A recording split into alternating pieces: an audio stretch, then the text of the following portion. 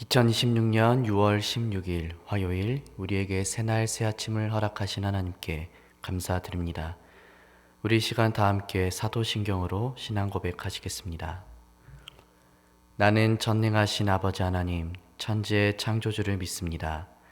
나는 그의 유일하신 아들 우리 주 예수 그리스도를 믿습니다.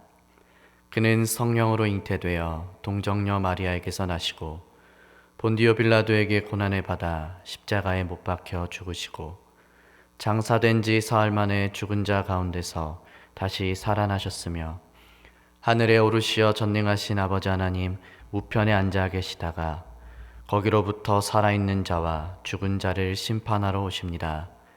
나는 성령을 믿으며 거룩한 공교회와 성도의 교제와 죄를 용서받는 것과 몸의 부활과 영생을 믿습니다.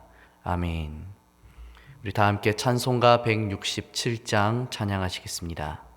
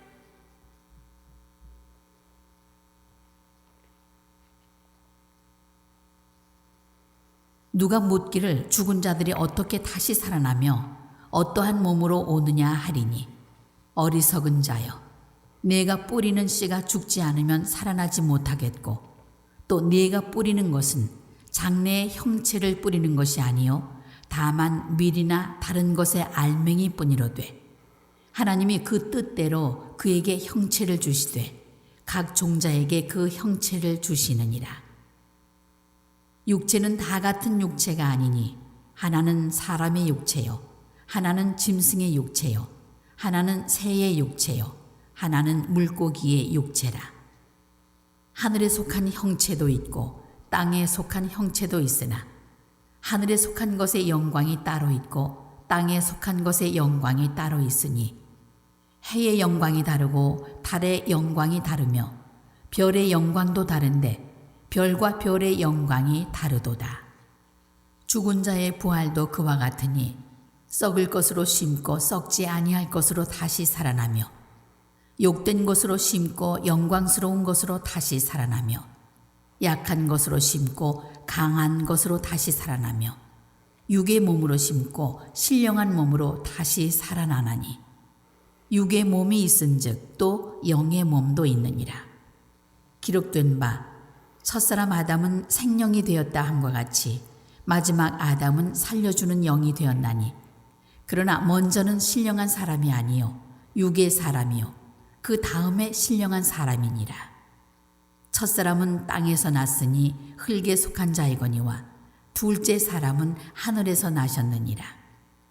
무릇 흙에 속한 자들은 저 흙에 속한 자와 같고 무릇 하늘에 속한 자들은 저 하늘에 속한 이와 같으니 우리가 흙에 속한 자의 형상을 입은 것 같이 또한 하늘에 속한 이의 형상을 입으리라.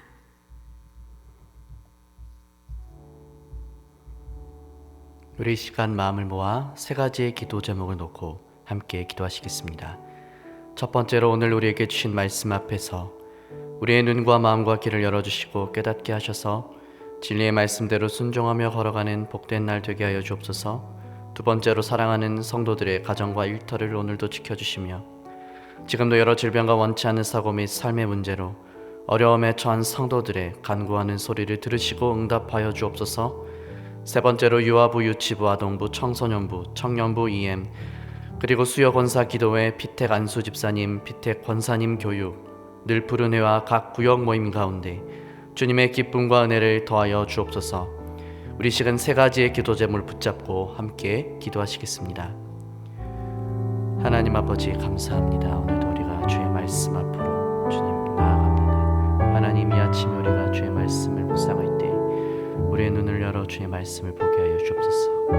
우리의 귀를 열어서 주님의 말씀을 듣게 하시고 우리의 마음을 열어 그 말씀을 받아 이 하루를 살아가게 하여 주옵소서. 주님, 우리가 품고 있던 우리가 붙잡고 있던 육신의 생각들, 계획들을 주님 앞에 내려놓습니다. 주님의 말씀으로 채워주시고 주님의 뜻대로 오늘 이 하루를 걸어가게 하여 주옵소서. 우리의 걸음 위에 주님의 온전하신 뜻이 세워지게 하여 주옵소서. 사랑하는 성도들의 가정과 일터를 날마다 주님의 손으로 붙잡아 주시고 평안히 임하게 하시며 기쁨과 즐거움이 있게 하여 주옵소서. 사랑하는 성도들이 처한 모든 현실을 주님 잘 아십니다. 지금도 여러 가지 삶의 문제와 어려움과 육신의 질병과 관계 어려움으로 고통받는 성도들의 삶의 자리를 긍휼히 여겨 주시옵소서. 주님 함께 하시며 주님 회복하시며 위로를 더하시며 치유하시고 다시 은혜로 넘치게 하시는 그 주님의 사랑이, 그 회복이 성도들의 삶의 자리에 오늘 임하게 하여 주옵소서. 유아부, 유치부, 아동부, 청소년부, 청년부 EM과 그리고 피택 권사님, 피택 안수 집사님 모임, 그리고 수요 기도, 수요 권사 기도회, 그리고 각 구역 모임 가운데 늘 푸른 애 모임 가운데 날마다 주님의 은혜와 기쁨이 넘치게 하여 주시옵소서. 하나님, 이 모임을 통하여 하나님의 영광이, 하나님의 기쁨이 날마다 넘치도록 흐르게 하여 주옵소서. 주님, 우리가 지금 이 자리에서 우리의 마음을 합하여 간절히 기도합니다. 주님의 선하신 뜻대로 이루어지게 하여 주옵소서. 예수님의 이름으로 기도드립니다. 아멘. 사랑하는 성도 여러분, 사람은 누구나 몸의 변화를 경험하며 살아갑니다. 젊을 때는 당연하게 여겼던 힘이 시간이 지나면서 약해지고 예전에는 쉽게 감당했던 일들도 어느 순간 버거워지는 것을 경험하게 됩니다. 몸이 피곤하고 병이 찾아오고 기억력이 약해지고 걸음이 느려지는 일을 겪으면서 우리는 내가 정말 연약한 존재이구나. 우리의 육신이 얼마나 한정되고 한계가 있는지를 깨닫게 됩니다. 그런데 성경은 우리의 몸을 그저 가볍게 여기지만은 않습니다. 어떤 사람들은 영혼만 중요하고 몸은 별로 중요하지 않다고 생각합니다. 그런데 성경은 그렇게 말씀하시지 않습니다. 하나님께서 사람을 창조하실 때 흙으로 사람을 지으시고 그 코에 생기를 불어 넣으셔서 생명이 되게 하셨다 기록합니다. 예수님께서도 우리를 구원하기 위해 실제로 육신의 몸을 입고 이 땅에 오셨습니다. 십자가에서 그 육신의 몸을 가지고 고난 당하셨으며 그 몸이 다시 부활하셨던 것을 성경은 기록합니다. 그러므로 기독교의 소망은 몸을 버리고 영혼만 떠도는 소망이 아닙니다. 기독교의 소망은 하나님께서 우리의 육신도 우리의 몸까지도 새롭게 하시는 부활의 소망입니다. 고린도 교회 안에는 부활을 의심하는 사람들이 있었습니다. 특히 죽은 자들이 어떻게 다시 살아나며 어떠한 몸으로 다시 오느냐라는 질문이 그들 가운데 있었습니다. 그 질문에는 그저 호기심만 있는 것이 아니라 부활을 믿기 어렵다는 의심, 회의감이 담겨 있습니다. 죽은 몸은 썩고 사라지는데 어떻게 다시 살 수 있느냐는 것입니다. 바울은 오늘 본문의 말씀을 통해 이 질문에 답을 하고 있습니다. 그래서 오늘 말씀의 주제는 영광스러운 부활의 몸을 기대하라는 것입니다. 우리는 지금 연약한 몸을 입고 살아가지만 그러나 이것이 우리의 마지막은 아닙니다. 우리는 흙에 속한 자의 형상을 입고 살아가지만 장차 하늘에 속한 형상을 입게 될 것입니다. 이 소망이 오늘 우리의 낙심을 이기게 하고 병듦과 늙음과 죽음 앞에서도 우리의 믿음의 눈을 들어 하나님을 바라보게 합니다. 본문 35절에서 바울은 당시 사람들이 던졌던 질문을 소개합니다. 이 질문은 오늘날에도 많은 사람들이 던지는 질문이기도 합니다. 죽은 사람이 어떻게 다시 살아날 수 있는가? 이미 흙으로 돌아간 몸이 어떻게 다시 몸을 입을 수 있는가? 부활이 실제라면 그 몸은 지금의 몸과 같은지 다른지 이런 질문들입니다.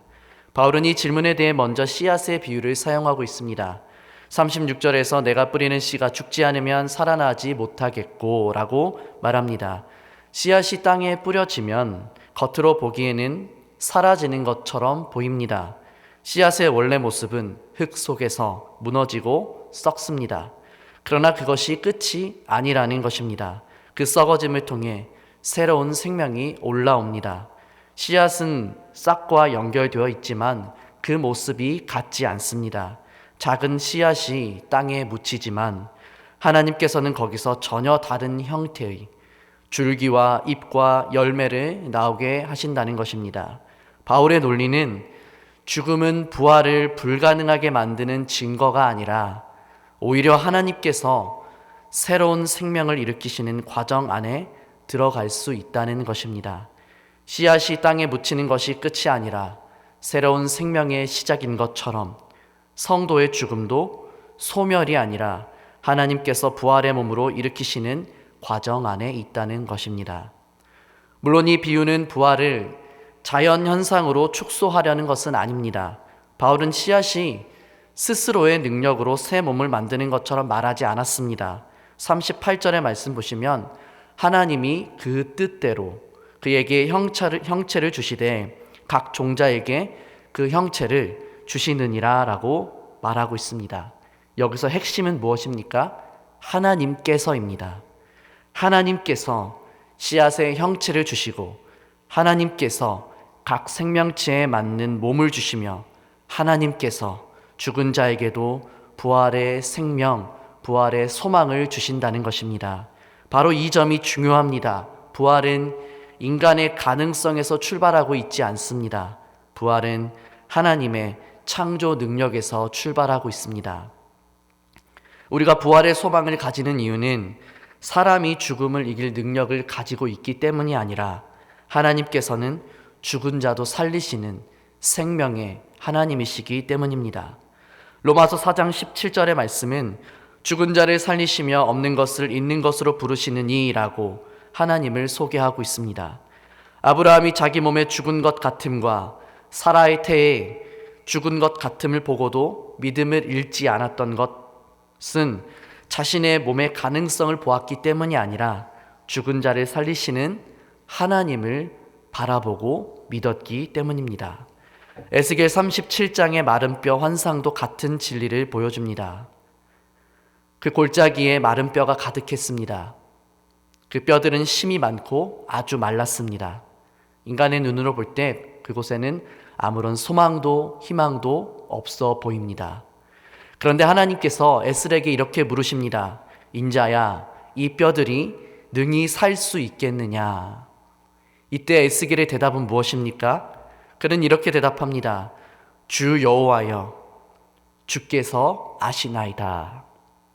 사람의 눈으로는 불가능해 보이지만 하나님의 손에 달려 있다는 에스겔의 믿음의 고백인 것입니다.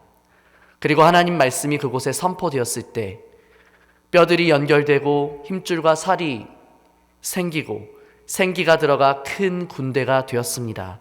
죽음의 자리에서 소망을 더하시고 생명을 일으키신 분이 바로 우리가 믿는 하나님이시라는 것입니다. 오늘 본문에서 바울도 바로 이 하나님을 바라보게 합니다. 성도의 몸이 죽고 썩는 것은 부활을 부정하는 근거가 아니라 오히려 하나님께서 썩을 것을 썩지 아니할 것으로 바꾸실 능력을 드러내는 자리라는 것입니다. 우리 몸은 약합니다. 병들 수 있고 피곤할 수 있고 늙을 수 있고 결국 죽음에 이릅니다. 그러나 하나님께서 이 몸을 내버려 두지 않으십니다. 하나님께서 그리스도 안에서 우리 몸까지 새롭게 하신다는 것입니다. 39절에서 41절의 말씀 보시면 창조 세계의 다양한 몸과 영광을 말합니다. 사람의 육체가 다르고 짐승의 육체가 다르고 새의 육체가 다르고 물고기의 육체가 다릅니다. 하늘에 속한 형체도 있고 땅에 속한 형체도 있습니다. 중요한 것은 하나님께서 각 존재에게 그의 합당한 몸과 영광을 주시는 창조주 하나님이시라는 것입니다. 그러므로 우리가 부활의 몸을 이해하려고 할 때 우리가 지금의 몸으로만 기준을 삼아서는 안 됩니다. 하나님은 지금 우리가 아는 몸의 형태에 갇혀 계신 분이 아닙니다. 하나님은 흙으로 사람을 지으신 분이고 처녀의 몸에서 성자 예수님이 나게 하신 분이며 죽은 예수 그리스도를 다시 살리신 분입니다. 그런 하나님에게 부활은 불가능한 일이 아니라 부활은 하나님께서 친히 우리에게 보여주실 수 있는 가장 놀라운 선물이요 소망이요 우리의 영원한 생명이라는 것입니다. 바울은 42절부터 부활의 몸을 4가지의 대조로 설명합니다. 썩을 것으로 심고 썩지 아니할 것으로 다시 살아나며 욕된 것으로 심고 영광스러운 것으로 다시 살아나며 약한 것으로 심고 강한 것으로 다시 살아나며 육의 몸으로 심고 신령한 몸으로 다시 살아난다고 말합니다. 여기서 심는다는 표현은 죽음을 말합니다. 성도의 몸은 땅에 심겨진 것처럼 죽음을 통과합니다. 그러나 그 죽음은 버려짐이 아니라 심겨짐입니다. 여러분, 이것이 오늘 우리에게 큰 위로가 되길 소망합니다. 세상의 눈으로 볼 때 죽음은 끝이고 상실이고 소멸이지만 그러나 믿음의 눈으로 성도의 죽음은 하나님께서 다시 일으키실 씨앗처럼 심겨지는 것입니다. 그래서 기독교의 장례는 우리가 장례식을 갔을 때 그 장례는 절망의 의식이 아닙니다. 슬픔은 있지만 소망 없는 슬픔이 아닙니다. 데살로니가전서 4장 13절에서 바울은 소망 없는 다른 이와 같이 슬퍼하지 않게 하려 함이라고 말합니다. 성도는 죽음을 가볍게 여기지 않지만 죽음이 마지막이라고 생각하지 않습니다. 사랑하는 성도 여러분, 우리의 몸은 지금 썩을 몸입니다. 시간이 지나면 약해집니다. 죄와 죽음의 흔적도 가지고 있습니다. 작은 병에도 흔들리고 조금만 피곤해도 우리는 무너집니다. 그러나 이것이 우리의 마지막이 아니라고 오늘 성경은 우리에게 말씀하십니다. 하나님께서 썩을 몸을 썩지 않을 몸으로, 욕된 몸을 영광스러운 몸으로, 약한 몸을 강한 몸으로, 육의 몸을 신령한 몸으로 변화시키실 것임을 그 약속을 믿음으로 바라보는 오늘 저와 여러분이 되기를 간절히 소망합니다. 본문 45절부터 바울은 아담과 그리스도를 대조하고 있습니다. 첫사람 아담은 생명이 되었다함과 같이 마지막 아담은 살려주는 영이 되었나니. 로마서 5장 12절의 말씀 보면 한 사람으로 말미암아 죄가 세상에 들어오고 죄로 말미암아 사망이 들어왔다고 말합니다. 우리 모두가 첫사람 아담 안에서 태어난 사람들입니다. 그래서 흙에 속한 자의 형상을 입고 살아갑니다. 이것은 단순히 우리가 육체를 가지고 있다는 뜻만이 아닙니다. 죄와 죽음 아래 있는 인간의 현실을 말하는 것입니다. 우리는 생명을 원하지만 죽음을 피하지 못하고, 거룩을 원하지만 죄의 흔적과 싸우며, 영광을 사모하지만 우리의 연약함 속에서 때로 탄식합니다. 47절의 말씀을 보면 첫사람 아담은 흙에 속한 자이지만 그러나 둘째 사람이신 그리스도는 하늘에서 나신 분이라고 말합니다. 아담은 생명을 받은 자이지만 그리스도는 살려주시는 분입니다. 아담 안에서는 죽음이 왔지만 그리스도 안에서는 생명이 옵니다. 아담 안에서는 썩을 몸의 운명을 피할 수 없지만 그리스도 안에서는 영광스러운 부활의 몸을 우리가 약속받습니다. 이것이 기독교 부활 신앙의 중심입니다. 부활은 막연히 죽은 뒤에 좋은 일이 있을 거야 라는 희망이 아닙니다. 부활은 예수 그리스도의 부활에 근거한 확실한 약속입니다. 고린도전서 15장 전체에서 바울은 예수님의 부활을 가장 먼저 증거합니다. 그리스도께서 죽은 자 가운데서 다시 살아나셨고 잠자는 자들의 첫 열매가 되셨다고 합니다. 첫 열매라는 말은 그 뒤를 따를 열매가 또 있다는 것입니다. 예수님의 부활은 예수님으로 끝나는 것이 아니라 그리스도께 속한 모든 자들의 부활을 보증하는 사건입니다. 우리의 부활도 그리스도 안에서 이와 같은 방향을 가집니다. 우리는 전혀 다른 존재가 되는 것이 아니라 하나님께서 나를 나로 알아보실 수 없게 만드는 것도 아니라 지금의 죄와 죽음과 연약함에 매인 몸 그대로 반복되는 것도 아니라고 말합니다. 하나님께서 우리를 온전히 새롭게 하십니다.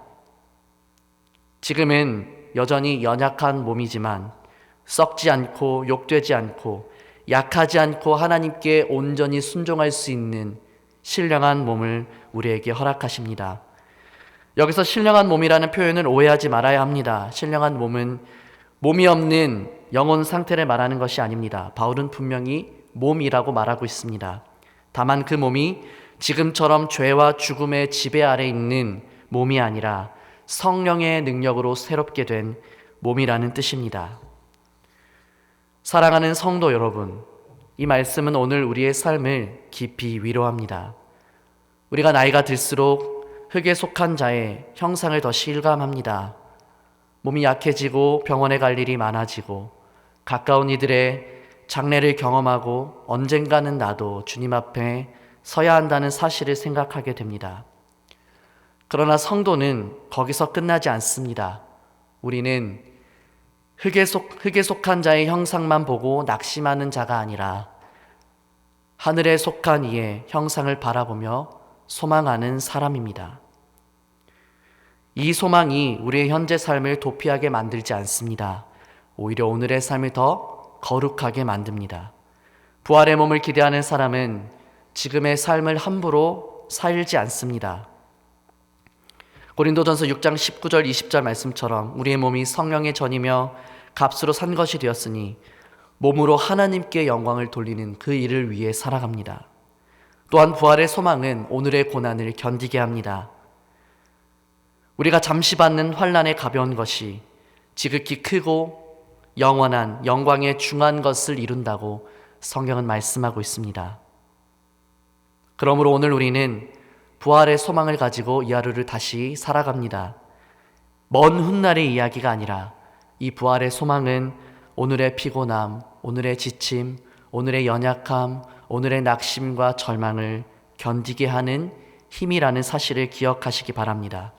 오늘의 병약함 가운데서도 믿음을 붙들게 하는 힘, 오늘의 눈물 속에서도 하나님 나라를 다시 바라보고 붙들게 하는 힘. 지금 우리의 몸은 약해도 하나님께서 우리의 약한 것으로 다시 살리실 때 강한 것으로 우리를 새롭게 하실 것입니다. 사랑하는 성도 여러분, 오늘 이 말씀을 붙잡고 다시 한번 이 하루를 소망을 품고 살아가기 원합니다. 무엇보다 예수 그리스도를 바라보며 우리에게 부활의 승리, 부활의 소망을 주시는 그분의 말씀과 그분의 약속을 붙잡고 이 하루도 믿음으로 걸어가길 간절히 소망합니다.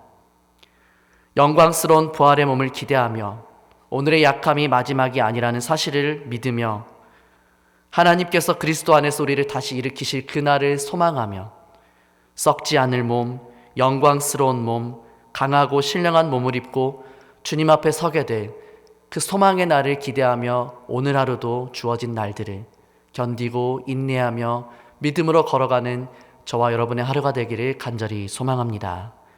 기도하시겠습니다. 주님, 우리가 말씀을 받았습니다. 배운 대로 믿고 믿은 대로 살게 하시고 오늘 하루 깨끗한 입술과 정직한 손과 발로 살아 세상의 소금과 빛으로 살게 하여 주옵소서. 예수님의 이름으로 기도합니다. 아멘. 하늘에 계신 우리 아버지, 아버지의 이름을 거룩하게 하시며 아버지의 나라가 오게 하시며 아버지의 뜻이 하늘에서와 같이 땅에서도 이루어지게 하소서. 오늘 우리에게 일용할 양식을 주시고 우리가 우리에게 잘못한 사람을 용서하여 준 것 같이 우리 죄를 용서하여 주시고 우리를 시험에 빠지지 않게 하시고 악에서 구하소서. 나라와 권능과 영광이 영원히 아버지의 것입니다. 아멘.